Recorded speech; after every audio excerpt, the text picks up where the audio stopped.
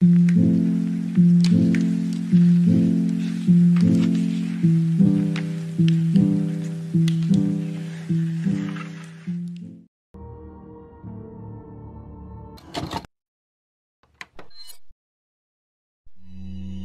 primeira temporada inteira, a gente viu como os pôneis estavam fazendo pra se virar, e a maioria estava se escondendo por ser o mais seguro a se fazer. Pois bem, existe um pônei que ainda não foi citado que estava documentando tudo que ele encontrava com uma câmera, e ele estava literalmente saindo por aí pela floresta. Trixie é o nome dela. De todos os personagens que passaram na série, Trixie é a mais valente e inteligente nesse universo. Nesse vídeo, ela cita que tem mais de 20 dias desde a primeira infecção, e durante esses 20 dias, ela fez algumas anotações. Dentre elas, ela cita os sintomas que vão desde canibalismo até uma resistência à dor. Mas uma coisa interessante é que aqui a série oficializa a possibilidade das criaturas se mutarem e virarem uma só. Exatamente como a gente viu acontecer com a Pinkie Pie e a Harriet. A Trixie cita tá bem armada, o plano dela é se encontrar com a Starlight e a Sunset. E bem na hora que ela nos conta isso, Twilight aparece atrás dela na câmera. Na primeira temporada, ela foi infectada, se quarentenou e fugiu. Desde então, ela se tornou uma criatura que fica vagando por aí. E um detalhe interessante é que ela meio que tá com duas personalidades dentro dela. Uma canibal e descontrolada e ela mesma, a Twilight. De alguma forma, ela consegue tomar o controle da sua sanidade às vezes. E nessa cena em que elas se encontram, a série nos mostra que a Twilight tá conseguindo tomar o controle mais vezes, tendo em vista que ela não atacou a Trixie, ela só dá um susto nela. E bom, a Trixie olha pra Twilight e confirma a minha teoria. A Twilight realmente estava dividindo seu cérebro com a insanidade do parasita. E aqui a gente entende como a anatomia dessa praga funciona. Se um pônei foi infectado, ele pode ser salvo. Digamos que alguém foi infectado pelos olhos. Os vermes vão fazer um caminho dos olhos pro cérebro dessa pessoa, comendo tudo que ele encontrar no caminho. Se forem removidos os vermes que fizeram esse caminho, a pessoa volta ao normal, mas ela vai ficar com os machucados causados pelo verme. E se por um acaso os vermes tenham ficado tempo suficiente no organismo da pessoa para pôr ovos, aí é um pouco mais complicado. Como a Twilight ainda consegue tomar conta da própria sanidade, muito provavelmente as larvas ainda não chegaram no seu cérebro, pelo menos não todas. Então talvez ainda dê pra salvar ela. As duas caminham por bastante tempo, até enfim acharem uma casa. E nela, a Trixie vai fazer uma operação. Ela literalmente faz uma cirurgia improvisada na Twilight para remover os vermes dela. E aparentemente ela consegue remover todos. A Twilight vai disso pra isso. Tudo graças a Trixie. Nessa parte, a gente vai deixar esse núcleo aqui um pouco de lado e vamos pra outro. Lá na primeira temporada, Applejack se sacrificou para que a Rainbow Dash e Apple Bloom conseguissem se salvar. Aparentemente, Apple Bloom era a última parte que sobrou da família da Applejack. As duas eram irmãs. E a Applejack pede para que a Rainbow Dash salvasse ela. E ela se sacrifica pra isso. Antes de ficar pra trás pra morrer, a Applejack pede pra que a Rainbow Dash salvasse a Apple Bloom. Depois de muito fugir, as duas entram numa casa, mas acabam sendo encurraladas pela fusão da Pinkie Pie com a Harriet. No final daquele vídeo, eu digo que a Rainbow Dash sai do esconderijo que elas estavam pra ver o que tinha invadido a casa. Ela não tinha visto o que tinha invadido a casa ainda. E quando ela vê, ela literalmente foge. Abre aspas, não sei como sair desse lugar. Essa pequena menina é um incômodo. A Applejack nunca mais vai voltar. Me perdoe, Apple Bloom. A Applejack literalmente deu a vida dela pra garantir que a sua irmã ficasse viva. E a Rainbow Dash fez isso. Isso é realmente imperdoável. A Fluttershy tá sendo tratada como uma literal carne de açougue. Depois de todo aquele fiasco desnecessário que a Sunset fez em ter prendido a Fluttershy e esfaqueado a Starlight, a Sunset cuidou das feridas das duas. A Starlight tá sendo medicada e tratada, e a Fluttershy tá aí. Pra quem não lembra, a Fluttershy é imune ao vírus. E a Sunset tá tentando fazer uma cura a partir da carne dela. Por isso ela tá aí pendurada.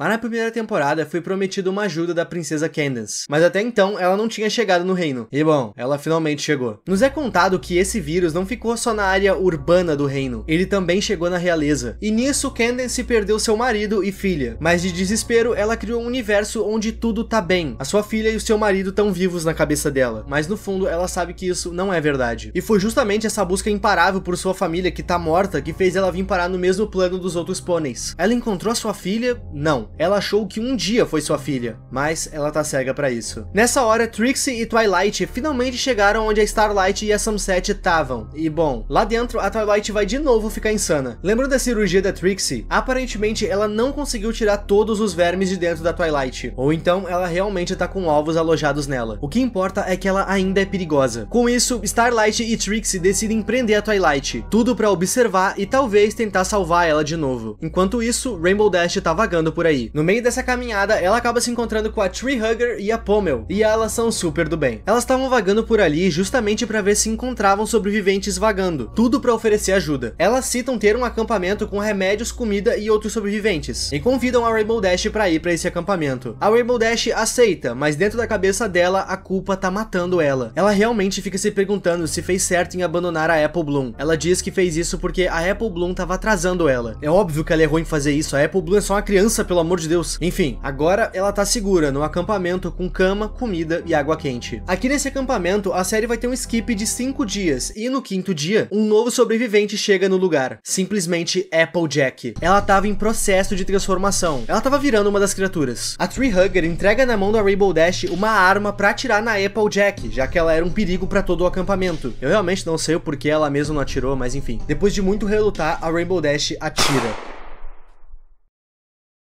E aqui a gente vai ter mais um skip de tempo, só que dessa vez de 4 meses. A Rainbow Dash não atirou na Applejack, ela atirou na Tree Hugger, que tava gritando com ela pra ela atirar. Ela atirou, mas não no alvo certo. É engraçado que mesmo com a Rainbow Dash dando um tiro na Tree Hugger, elas meio que continuaram amigas. Elas têm uma discussão nessa cena, mas elas ainda estão dividindo o mesmo espaço sem tentar se matar. Maturidade é tudo. E bom, Twilight tá mais uma vez em um cativeiro, sendo vigiada pela Sunset. Antes que vocês perguntem, não, a série não vai explicar nem o que aconteceu com a Starlight e nem com a Trixie. Talvez isso fique para uma 3ª temporada. A Sunset está tentando manter a Twilight viva e totalmente consciente. De alguma forma, ela conseguiu uma medicação que retarda o avanço das larvas. E a Twilight recebe essa medicação todo dia. Rainbow Dash, Pommel e Tree Hugger estão procurando um outro abrigo seguro. Como a Applejack infectada conseguiu entrar no acampamento interior, qualquer infectada consegue. Por isso elas saíram. Durante essa caminhada à noite, elas acabam achando uma cidade abandonada. E elas realmente caminham muito por lá. Quando elas passam por um parque, elas sentem um cheiro extremamente forte. De primeira, elas não sabiam de quem era, mas pro azar delas, esse cheiro estava vindo da fusão da Pinkie Pie com a Harriet, que encontrou elas. A Tree Hugger ficou em pânico, e mesmo tendo uma perna a menos, no meio da muvuca, ela empurrou a Pommel e a Rainbow Dash e saiu correndo, deixando as duas pra trás. Mas as duas conseguem fugir também, indo pro lado oposto que a Tree Hugger foi. Já a salvo, a Rainbow Dash agradece a Pommel por não ter deixado ela pra trás. E a Pommel diz o seguinte: "Que isso, Rainbow Dash? Você faria o mesmo por mim?" É, faria sim. As duas continuam vagando juntas, mas elas não encontram a Tree Hugger. O plano das três era encontrar um outro acampamento que estava marcado no mapa da Pommel. E bom, elas continuaram o plano mesmo sem ter a Tree Hugger junto. E no caminho elas acabam encontrando um outro pônei. É sempre nessas caminhadas que eles se acham. Limestone Pie. Assim que ela se depara com as duas, ela pergunta se elas precisam de ajuda. E elas aceitam, mas com um pé atrás, por conta de algo que a Limestone Pie fala. Ela diz que no acampamento que ela faz parte tem muita comida, suficiente para alimentar de 20 a 30 pôneis. Fora isso, ela também diz que tem cama e água quente. Elas foram pro acampamento da Limestone Pie, mas no caminho a Rainbow Dash só pensava numa coisa: como que em um mundo apocalíptico um acampamento consegue ter tanta comida fresca como a Limestone Pie citou?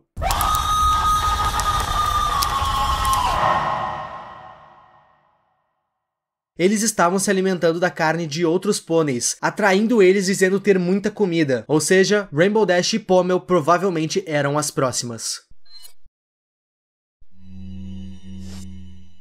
Na noite que a Rainbow Dash abandonou a Apple Bloom, ela ficou sozinha naquela casa, chorando, até que um outro pônei ouviu o choro e resolveu ajudar. Meus amigos, conheçam Big Mac. O nome dele realmente é esse. A Apple Bloom cita que tá dentro daquela casa esperando a Rainbow Dash voltar, mas que isso já fazem horas. Nisso, o Big Mac cita que ela já foi embora há muito tempo, e isso foi o suficiente para a Apple Bloom confiar nele. Tudo isso 4 meses atrás, agora a gente vai ver eles na atualidade. Os dois criaram um laço muito forte, no melhor estilo The Last of Us. E mais um dia normal, os dois estavam andando por aí à procura de suprimentos, até que o Big Mac perde a Apple Bloom de vista. Quando ele encontra ela de novo, a Apple Bloom tinha encontrado simplesmente Sugar Belle, que pelo que eu entendi é a esposa do Big Mac. O Big Mac e a Sugar Belle não se viam há meses. O Big Mac fica extremamente emocionado de encontrar sua amada, mas eles não podem nem sequer se abraçar. A Sugar Belle tá infectada com alguma coisa que não parece ser o vírus das larvas, parece ser outra coisa. Ela tá usando uma máscara e mantém um mínimo de distância, e sobre isso eu tenho uma teoria. Já se passaram 4 meses desde que a infecção começou,